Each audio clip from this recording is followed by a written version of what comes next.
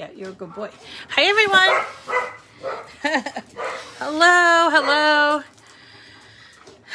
Hi, everyone. It's Rita from Miss Rita to the Rescue. And I don't know, Teddy Bear is awful chatty today, barky today. I don't know why. But I am here. It's Thursday, and it's time for another episode of Cricket Chat with your host, me, Miss Rita. Today, I thought that that I would go over some things because you know what? The last couple weeks have been pretty crazy and amazing and just full of information. And I have so many people asking me questions, which I don't mind at all. You're welcome to send your questions anytime. But I do have a lot of people asking me questions about the mug press and about sublimation, about alcohol inks, and about projects that we're doing, even things about paper projects, which is, you know, my favorite. So I thought that we would take the time today to sort of step back and talk about a few things so that we can kind of get everybody up to speed on them. And, you know, as one of the listeners have said in the past, you know, creativity or learning things, the craft space is a very fluid environment. So there are things that we don't know and we learn about, and then we learn to do them differently. And it's always this you know, there's no end to it, and we'll just continue to learn and grow from there. So to be a person that is a crafter or an artisan or whatever you want to call yourself, is to be a learner, somebody that has to continuously learn. It's very different than if you were, I don't know, a banker and everything is the same, you know, you follow rules. Crafting, at least crafting with me, there are no rules, you know, there are guidelines, but there are no rules, and we do what we want and we learn from what we're doing. And we have so many tools open to us or available to us. So just keep an open mind. Don't freak out if you don't understand something. Ask questions. That is what this space is for. And let me also say that when I first started Wonder Woman. Right, we're all these little we're not all women, but so what I want for you to do, when I first started working with Cricut, and I mean like Cricut, the machine Cricut, I love to learn. So I figured everybody else was the same way. And I remember that I reached out to a few people who at the time were sort of the leaders in the industry. These are people that eventually came to know later on. And the response that I got was very sort of off-putting from one or two people. They were like they were holding that information in to themselves, and you know, I wasn't privy to it. So what I did was I turned around and I started my own Facebook group, so that I could get the information from other people, and I could also disseminate the information to other people. And for me, that was like the start of my journey, because I was realizing I didn't know everything, and I wanted to understand how it works, and so I started a group, and this was well before the Cricut Explore came out, so that had to be 2012, and actually it was probably one of the first Facebook groups in crafting space. Not the first Facebook group, but one of the first Facebook groups in the crafting space. And that group ended up getting so big, it got taken into different directions. We ended up with 3 groups for a total of close to 500,000 people. So it first started off with the original machines, the personal, what's it called? The expression 2, the create, the imagine. That's where we started off. And then when the explore came out, we branched off. We also came out with a business group. And so now we have 3 very, very large groups that service people in different needs. And all of that stemmed from my desire to understand how to work these machines and my experience of running into obstacles with people that already knew all that stuff. So it's not about, and I just saw the word competition. Right. It's not a competition. It is a journey that we take, and we all are on a different step of the journey. And I'm not sure if people have that general feeling, but for me, if I have knowledge, I want to share it. I'm not trying to compete with anybody else. I'm trying to learn and grow. It's a very scholarly look at it instead of like a capitalistic view of it. And so I understand that it can be a little bit confusing to people because they're used to thinking of things like I have information and that information is worth money and I'm going to make money. Well, I mean, it's nice to make money. Everybody needs money, but this is crafting. And so I feel like this is, it's okay to share information. So I encourage you all to continue to share, reach out. I hear all these wonderful stories about people going into Michael's and happening upon somebody and talking about Cricut. And that's wonderful.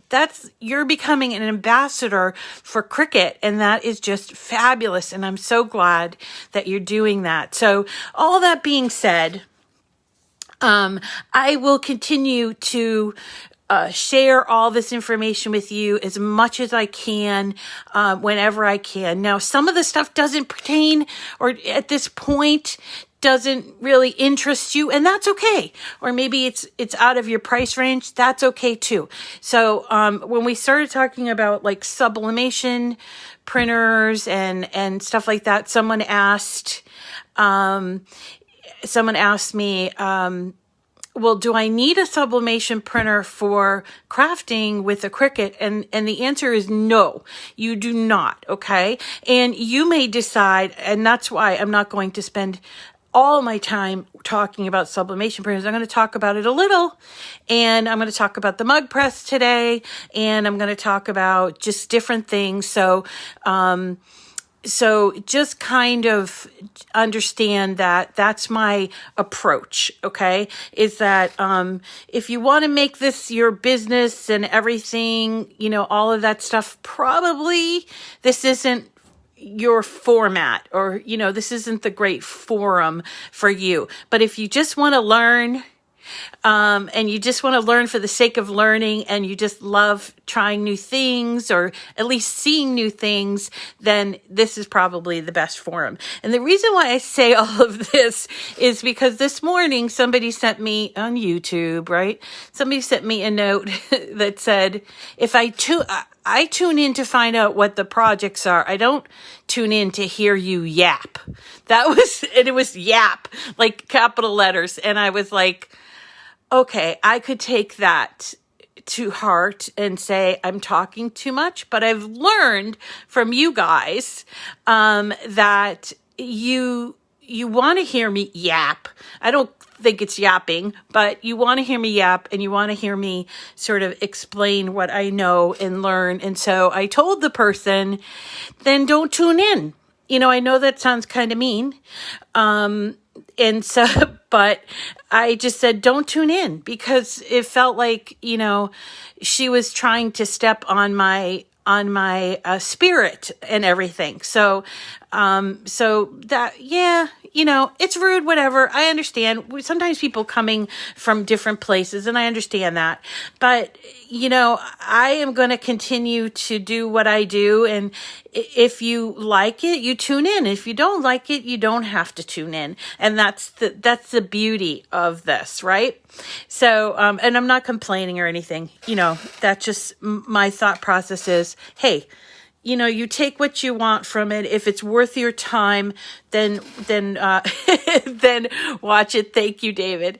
Okay, so enough of my soapbox here. We have a lot of different things to kind of catch up on, and first to sort of get started is, if you aren't already part of the Cricket Chat YouTube, then you should consider, my dogs are yapping too, right? You should consider subscribing to my YouTube channel. And this is what is on the screen right now, is Cricket Chat with Miss Rita. And the thing about this is that almost all of my videos are on this channel. And I realize that, like YouTube, it's kind of a tutorial, and that Cricket Chat is sort of like a podcast more than a tutorial or a radio program with video. So it kind of isn't the right format for YouTube, but people have said they like coming to the YouTube. And the great thing about YouTube is that you can fast forward. You don't have to listen to me yap. You could just go straight into the project, just sort of fast forward 10 minutes into the program. So I wanted to just remind you that, yes, we do have the YouTube, and sometimes I do yap in the morning, and and that's okay. And I know you guys like it, actually. So there's that. Okay. Now, the other thing is that I wanted to, if you're on Facebook, which I'm assuming you are, since you're, watching, but some people are not on YouTube. So, but if you are on Facebook, make sure you sign up for one of our groups. There's so many, and they're to have, to help you and assist you. Our groups are very welcoming, and my admin, I do not manage all of the groups, thank God, but the admin are just so fabulous that that I would encourage you to join them, and they are listed on my Miss Rita to the Rescue page. Okay, so couple of things that I want to go over today. You can hear me probably ripping. I'm ripping some Infusible ink. I want to show you a technique that I was doing. This is called slicing. I mentioned it, I think, last week. This is called slicing. And what it is it's two different infusible ink. See that? One is the black and the other is that background. Okay. And so we're going to talk about that. We're going to also talk about my journey into sublimation, which I'm still figuring out. And so I want to just tell you that this is not like something I've figured all of it out. So I wanted to just show you where I'm at on that. And then the third thing is I wanted to give you some information about the rollout, which is, going along, or is happening, or going to be happening, or whatever. And collections, which is my favorite thing. I found out some very specific information about collections. So I thought that I would tell you about that. So let's start off with the sublimation printer. So as I mentioned yesterday, let me move you over so you can see. So as I mentioned yesterday, I did buy a sublimation printer, and it's actually not a sublimation printer. It is just a printer. It's an Epson printer, and I don't know if you can see this, but it's called the ET2720. Now, this one here, the ET stands for Echo Tank, and the Echo Tank is basically right down here. right here, I don't know if I'm going to try to get into the screen here. So right here is where you can see Echo Tank means just that you can put a lot of ink into it. Okay. And what I found out is that these Echo Tank printers have are perfect for sublimation. Now, there are specific printers that work with sublimation, and they're kind of expensive. I think the name brand of the leader there is called Sawgrass, but I am not, again, I'm a hobbyist. I'm a crafter, and so I'm not one that is going to spend all of the money and everything, but I want to like try it and see if I'm going to like it before I go ahead and jump in. So again, not necessary for Cricut crafting, but it would lead to some pretty awesome things, including being able to put photos or artwork on mugs and t-shirts and whatever. So this I got at Best Buy. The link that I sent you on my page was to Amazon simply because I couldn't link to Best Buy, and this one was about $200. I would call that the bottom of the line as far as Echo prints, but it goes up and the price goes along with it, goes up along with it. Now, when it arrives, it comes with, all of this, obviously the stuff, it comes in a box and everything, and you end up getting these. These are your inks. Now, you're not going to use these inks. In order to make your printer a sublimation printer, you need sublimation ink.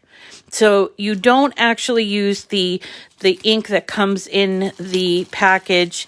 I don't know what to use it for. I do have a Canon Echo Tank that I could have used as a sublimation printer, but I don't. And so maybe I can use these in my Canon. I'm not very sure. And I'm just going to put them aside. So what came in the box was the printer and this. But I'm going to put those aside. But in order to make it a sublimation printer, you have to, first of all, say that it's dedicated to your sublimation ink, because you cannot switch from being a regular printer to a sublimation printer because they use different inks. Now, here is the box that I bought of sublimation ink. Now, I know it looks a lot similar to what I just showed you, but it will say on the bottle sublimation ink. And there are 4 colors, just as there are 4 colors in in a regular printer, but this ink is basically heat activated. So when you do sublimation, you need to still apply heat. So you're going to need a heat press of some kind, whether it's the mug press or an easy press, or even if you wanted a big one, right? And I don't know. That's a good question. So just to kind of really quickly show you what happens is if you're just taking this out of the box, you would then open it up and lift up these little, I guess they're tops. And you can see there's black, yellow, magenta, and cyan. And you would put on the gloves. I'm going to show you. I obviously put them on yesterday. And then you would fill the tank with your sublimation ink. Sublimation ink is available on Amazon. It's pretty cheap. It's like, I'd say less than $20 for it. And you would then take your color, whatever color. Let me start with the black. And you would then choose to, or you would take one of these. Let me just make sure I get the correct one. Yellow. Okay. So then you're given these 2 things. This is like a syringe, and this is the tip of the syringe. So you're going to take this out of that little syringe thing, put it on to the bottom. It looks like a needle. It's really not. I mean, it's a little pointy.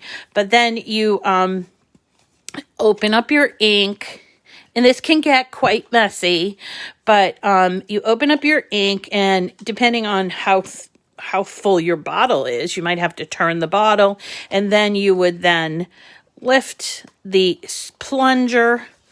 I'm trying to do this while staying in camera. So you'd lift the plunger here, and the ink would come into the syringe. Let me do this. All right, so here it goes. You obviously having air in there, which is what I have, is probably, oh, you did, good, Sarah, is you trying to get the ink into the syringe.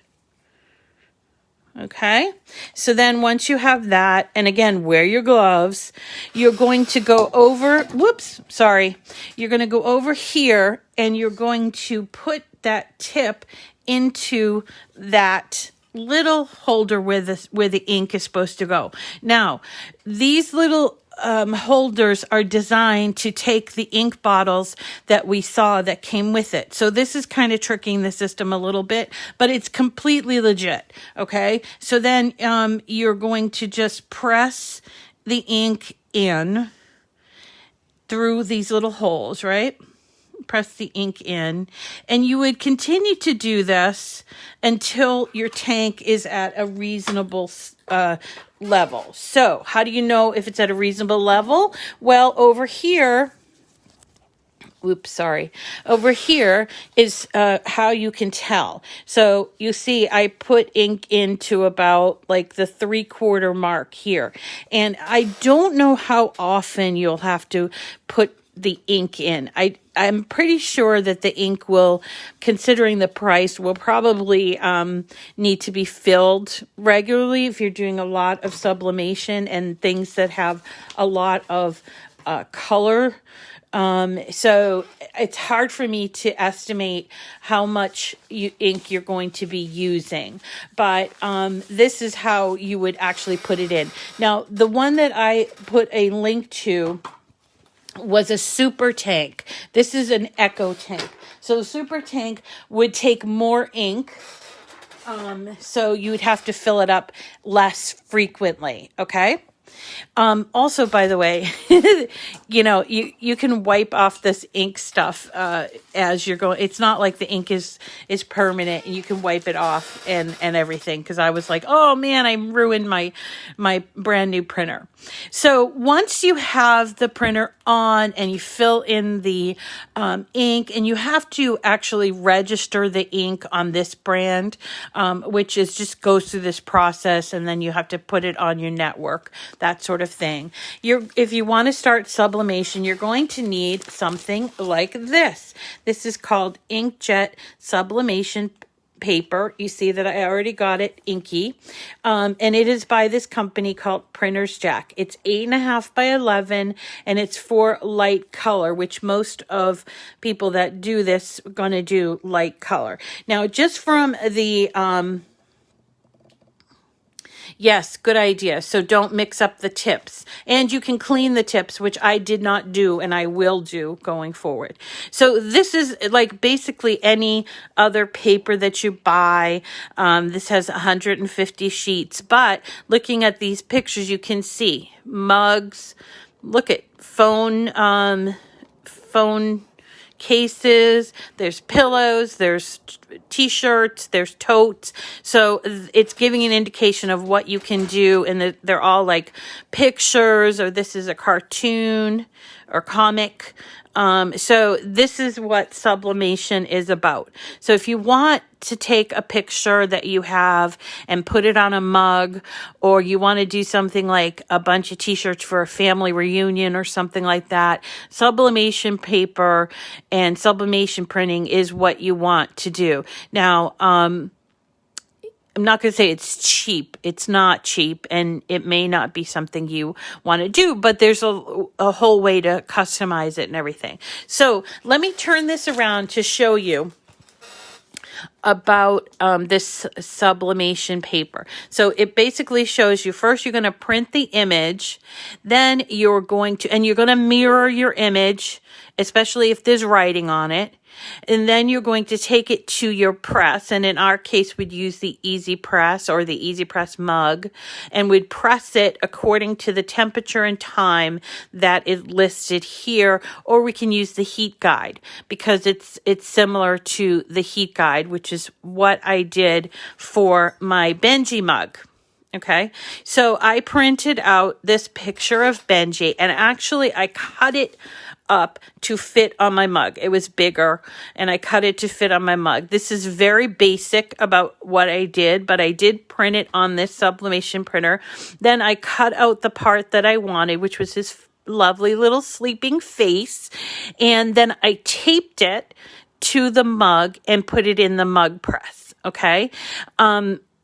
At this point, this is where I'm kind of lost because I need to somehow get my my Cricut Design Space to acknowledge the Epson printer, and I'm stuck at that place. But I think I'm going to be able to do it so that once I print this out on the sub printer, and it has like those registration marks, like when we do print then cut, then I can put it into my Cricut and have them cut out a prettier design around this. So I'm at that stage, so I'm not yet completely ready, and it's not Design Space and it's not the printer. I think it's my network that I have to work on. So so this is just sort of, as I mentioned, it's my journey. It's not complete, and when I get better at it, I'm going to show you more about it. But for all those that are interested and just want to learn, this is where I'm at. So I have all the materials. I have my inkjet sublimation paper, my Epson EcoTank 2720 with the ink in it. It's not completely filled up. I'll go back and fill it up some more. And I'm ready to roll. And I just need to figure out how to print it from here through Design Space. So I'm going to continue on that path. Okay, so that's my update about the sublimation printer. The other thing I wanted to mention is about alcohol inks. So I'm changing topics now. I'm going to alcohol inks. Now we have my Easy Press mug is heated up, and it doesn't like that I haven't paid any attention to it. We talked about alcohol inks, and we did alcohol inks on acetate. And you can see that we have this, we did that one project, and I told you we're going to do more projects going forward, and that includes Saturday night. So Saturday night, we're going to do Loretta's idea of fairy lights inside of a mason jar, and we're going to decorate it with Cricut images on the outside of the mason jar, and we're going to put the alcohol ink on the inside. And I've gone over what you need for that if you want to follow along. But I wanted to tell you, it's going to work out great because the glass is non-porous. But I want to tell you, if you wanted to start working with paper and alcohol ink, there is this paper. It's called alcohol ink paper. It's rather expensive. It's also known as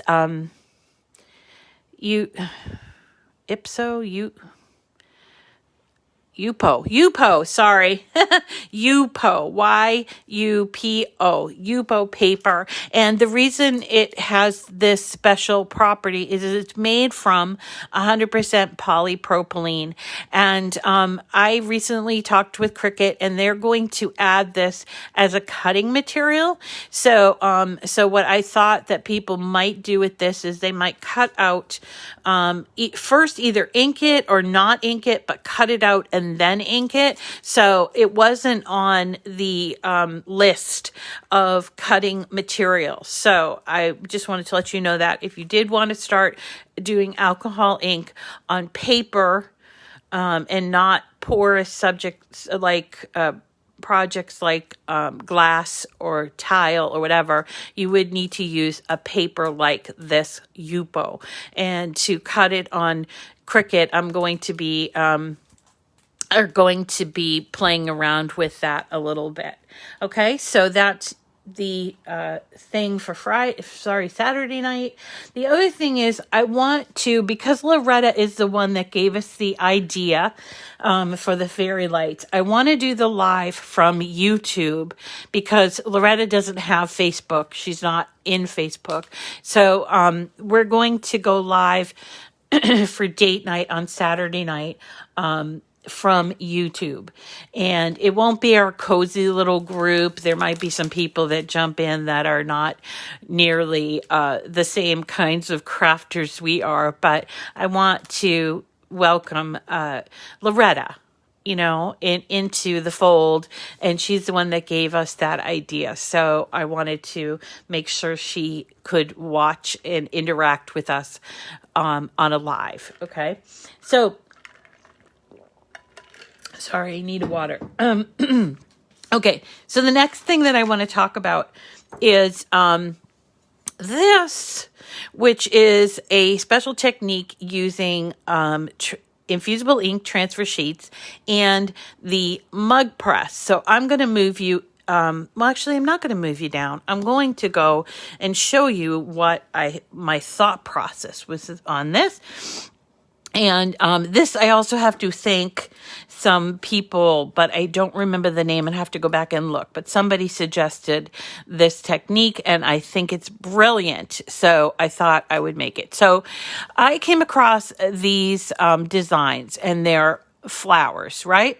And I just really loved it. And I was trying to think, how could I fill in the flowers with some color and use the black outline? So after a couple trial and error, I decided that what I would do is I would cut out the flowers in twice. I'd cut them out twice. The first one I cut out in black, and the second one I cut out in whatever color that I wanted to.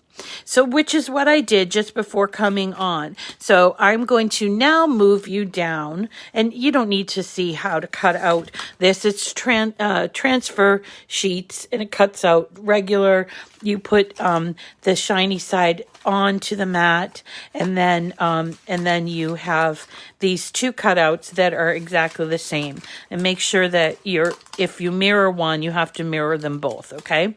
So that they are exactly the same, only they're cut out in two different colors. So what you're going to do, I peeled off the outside edge. Now for this one, we want for the outline to be the part that shows. So we are going to go in and peel off all of these inner portion. We're going to leave that outline right there. And we're just peeling off all this inner portion stuff. Okay? And that's what I'm doing here, peeling off all this stuff. This is on the black or whatever color you choose to be the outline. And you could choose whatever color you want, of course.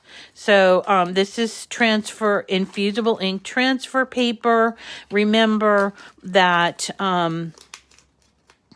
transfer paper it weeds a little bit differently. You're going to want to use your fingers and sort of roll this like this, and it sort of comes off because it's paper. It's basically ink that's infused on paper, and it is activated by heat. Okay, so here I am peeling off all of these little pieces here. Now, I'm not doing the same thing with the other one. The other one, instead, I'm going to peel away the part that I'm actually using for black. I know that it's not the best description, but I will give you better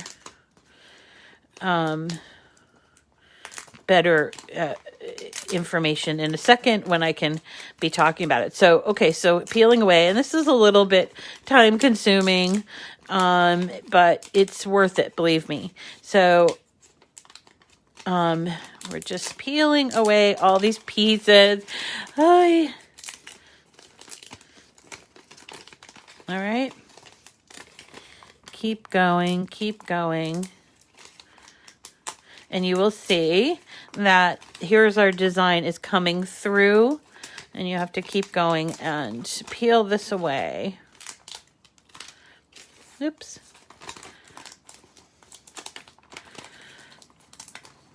Okay. This is kind of an advanced technique, but it's worth it to know about how this works, okay? Because a lot of people want to use both, like a two-color approach on your infusible ink, and instead of layering, which layering doesn't really quite work with infusible ink, this is in place of regular layering like you would do with iron-on, okay? So I'm pulling and I'm still working on this. There's a lot of pieces, but we're getting there. Okay. And actually, here is what we're eventually getting to. This is a very thin piece, but we're going to eventually rip off from the back of the liner like this. We're going to do it gently, but we're going to take this whole thing off, okay? So we will continue to do that. But now on this one, which is the same cutout, we're going to take the part that is the edge around the one that we're leaving for the black. We're going to sort of just take that part off. Do you see where I'm getting? This is kind of like a puzzle. And we're taking off this part. Right? Do it gently, because if pieces come up, I'm going to do it on the flat surface. But if pieces come up, it will interfere with your coloring of your design. So you might need also tweezers if you have them. And here we go. Yeah, you're starting to see it. It's hard to explain, easier for you to see how it works, I think. So I'm pulling apart this one here, and I'm taking off see all of that design? Now, like this would look really pretty, but if you wanted to do this design, you cut it out in two pieces, okay? But this is kind of like the reverse part of that design, and cut out in this, I think it's called marble. This is a infusible ink marble. And continue working like this. I wanted to press it so that you can see how it comes out. So I hope that I have enough time for that. I was yapping too much. Okay, so we'll keep moving along here and taking out the outline. As you can see, it's starting to present itself very nicely. Right here is a little bit of paper. And almost done here. All right. Okay.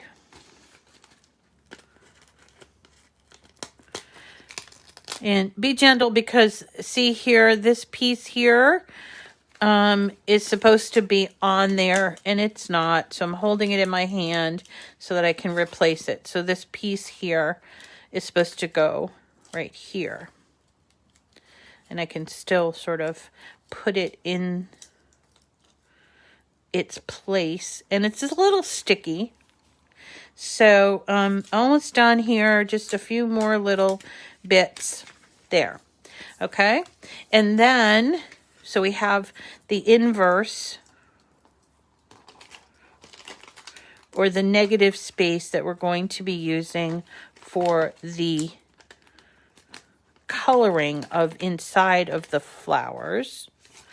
And then we have this one, which I didn't finish, but we're going to peel away and have the outline.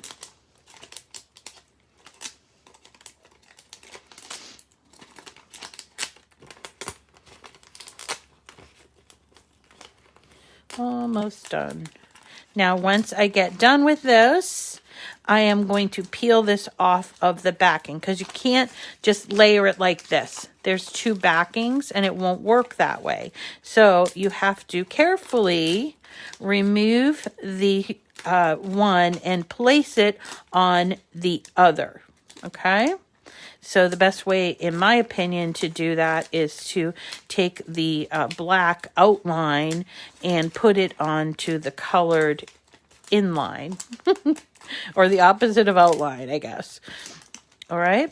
So here we go. And then what we would do is carefully start to peel away this. You see what I'm doing here? And some of it's not complete. It will come off when I peel it away. And I'm just sort of very gently peeling away the lining piece.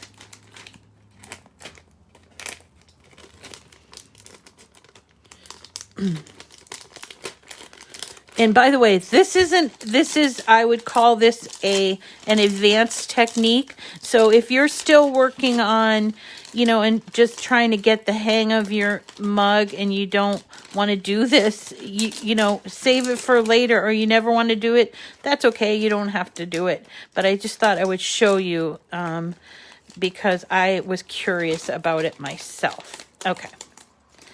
So here is, and there's still, it's very, very delicate, but there's still little pieces I'm going to pull out of here. All right.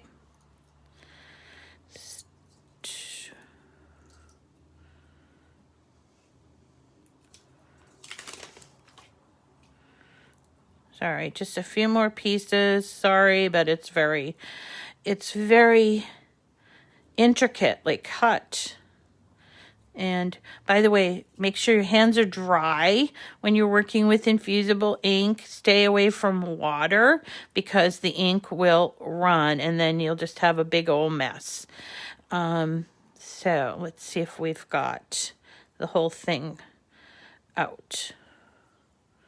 Just a few more pieces. Thank you for your patience.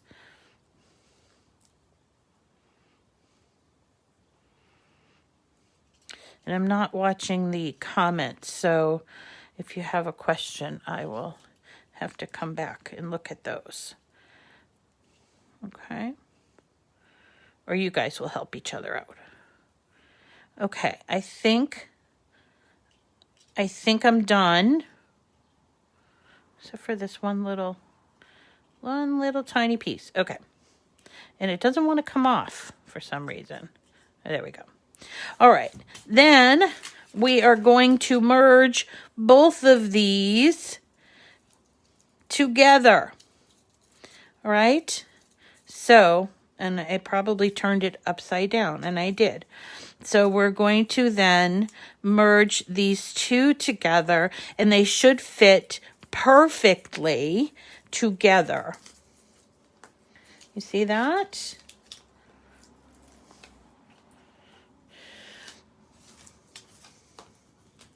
Okay.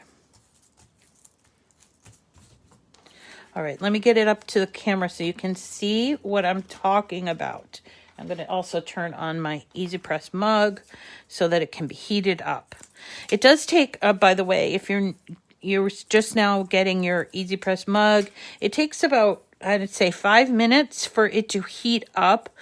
And it will automatically turn itself off after, I don't know, remaining idle for a few minutes.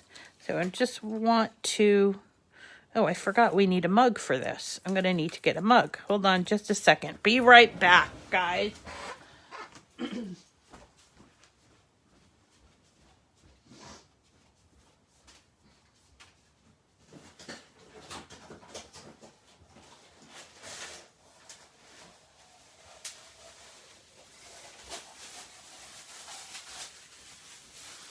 Okay, so I have a mug, an empty mug, or a non-decorated mug.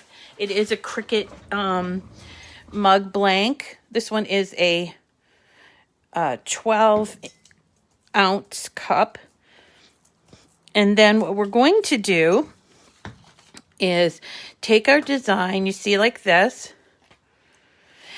and we're going to wrap it around the mug. We're going to use that stickiness that's on the transfer to help adhere it. But you could also use heat resistant tape to help hold it in place, and do whatever, makes you feel comfortable.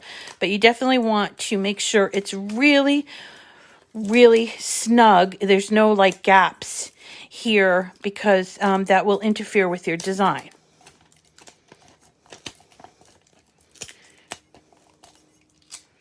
Okay.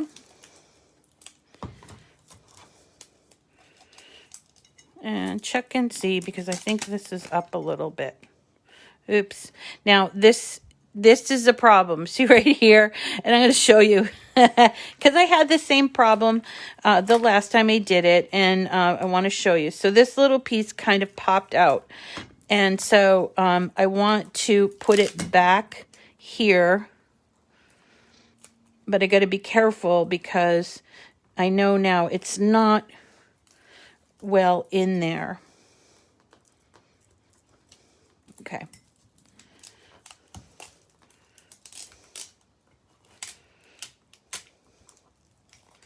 You all with me? You get what I'm doing here?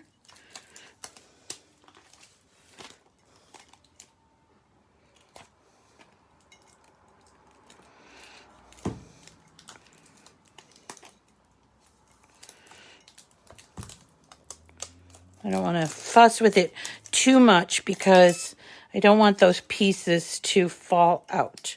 All right, so there you go. It's all on there really, really tightly. Like that, okay, which is important. So then we get our mug press. I'm going to pull up so you can see from here.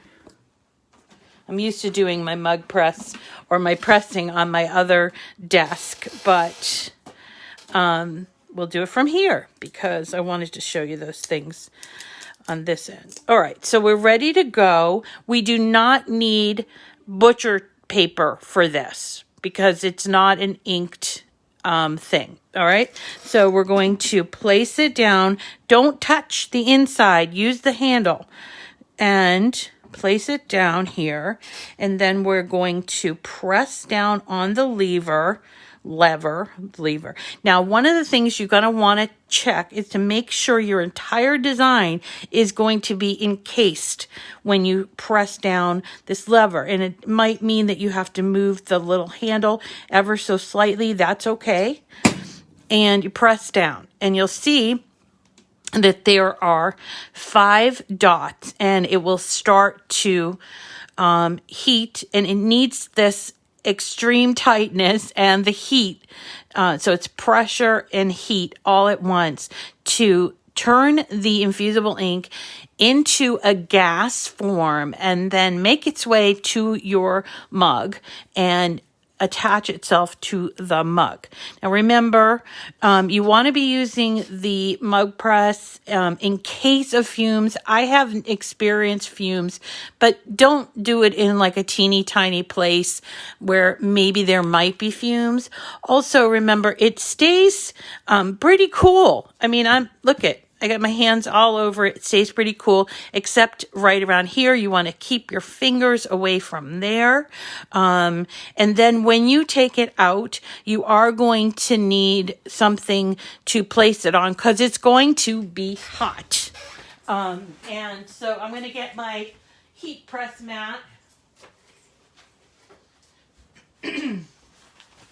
So I got my heat press mat for when it comes out. It's going to be extremely hot when it comes out. And let me see if I can move the camera a little bit so you can kind of see everything. So it's going to be extremely hot when it comes out. So we want to put it on a surface that is not going to be affected. Now these little pad things that I use all the time, they're called self-healing mats. They will warp. I have experienced warping from heat on these, and it isn't easy to fix. So do keep that in mind.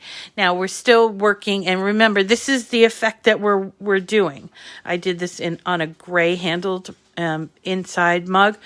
But it's just color with the black. I know it doesn't look like much when we put it in, but when it comes out, it should be pretty awesome. And so there you go.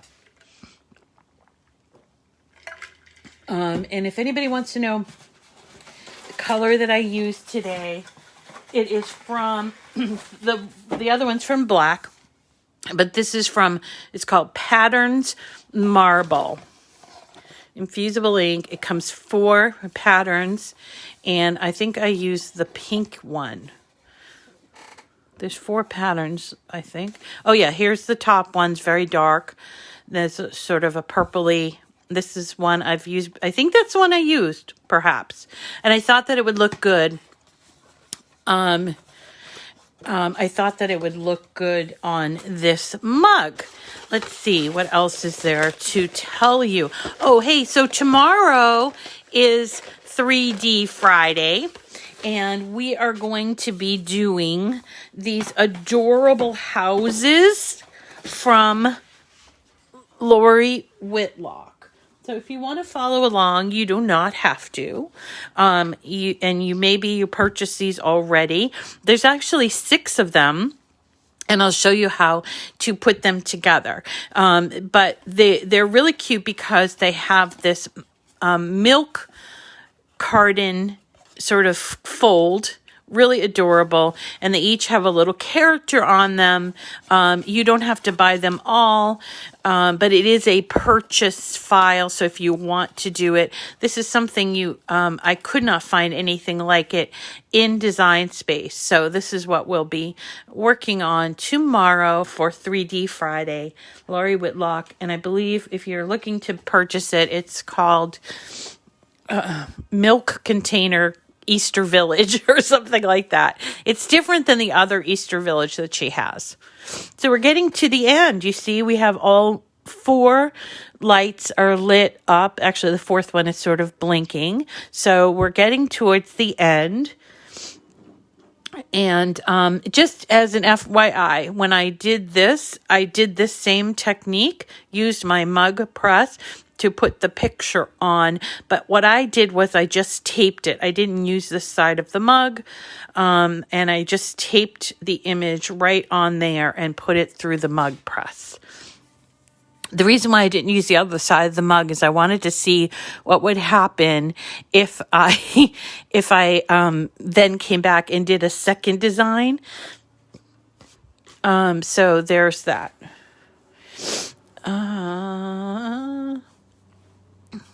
Did they make a big one? That's my Benji corgi. Oh, hey, here's the other thing. You know, when this first came out, the mug press first came out, everybody was like, but it only can do 2 mugs, and they're the Cricut mugs. Not so. I watched a video yesterday that Loretta actually sent me from another influencer. She's an influencer. She's not a product expert, but she's an influencer. Her name is Angie Holden. If you don't subscribe to her channel, you should. She's very sweet.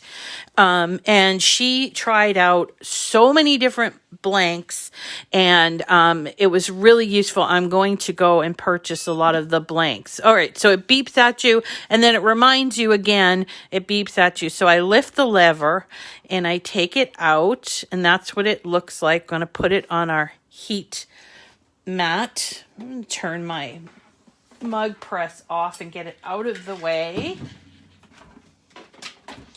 So she had the most interesting take on the cups and mugs, and she found ways to do glass mugs, and even the stainless tumblers. Oh, so great. She's amazing. Angie Holden is her name. Okay, so this is really hot. So I do not advise you to do this while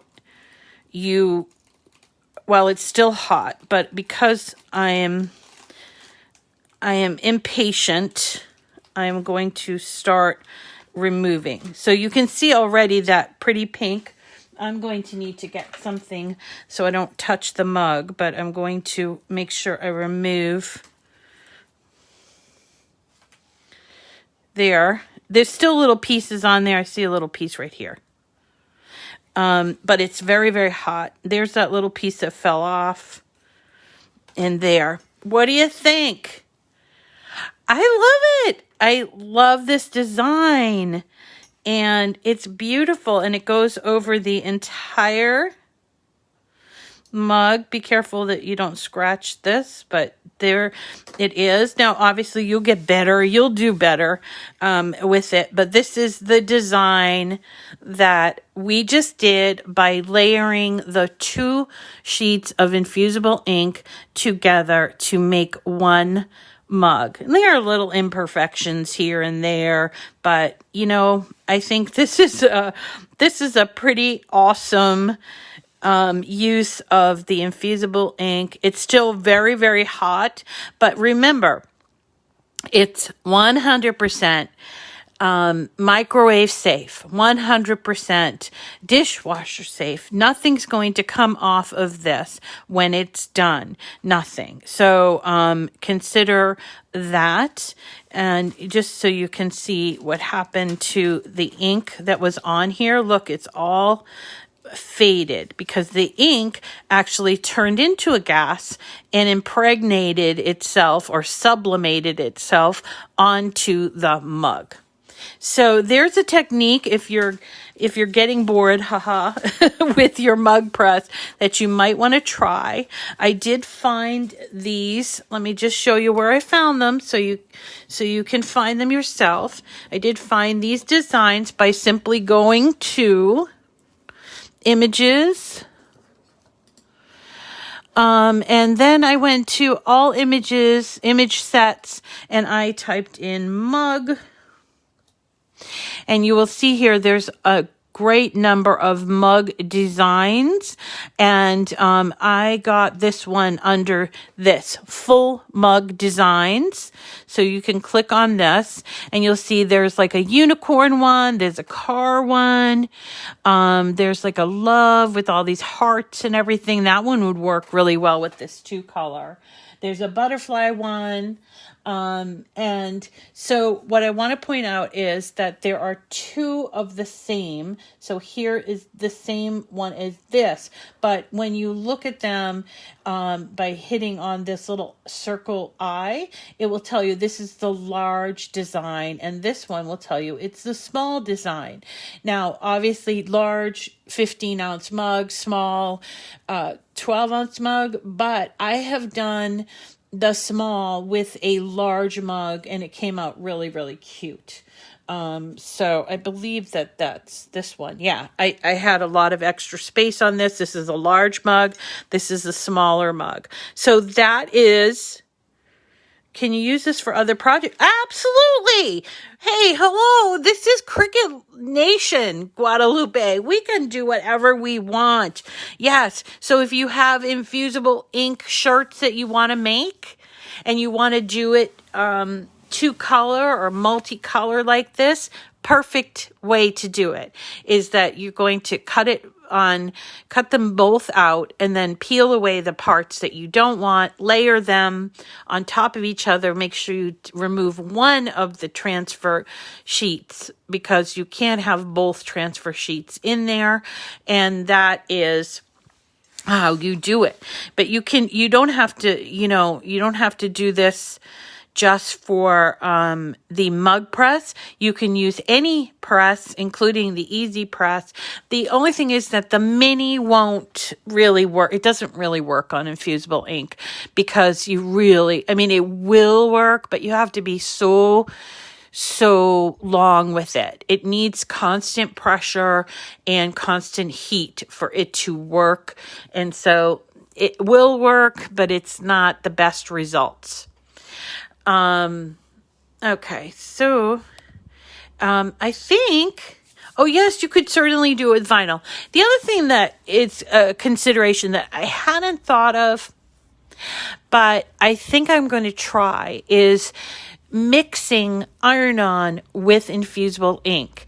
I was thinking that I would do something like a splash of color in the background and then sort of this black outline for flowers. And I'm still thinking about it in terms of on a shirt. You can't use regular iron-on with this mug press. It won't work, but you can use the infusible ink and also the sublimation.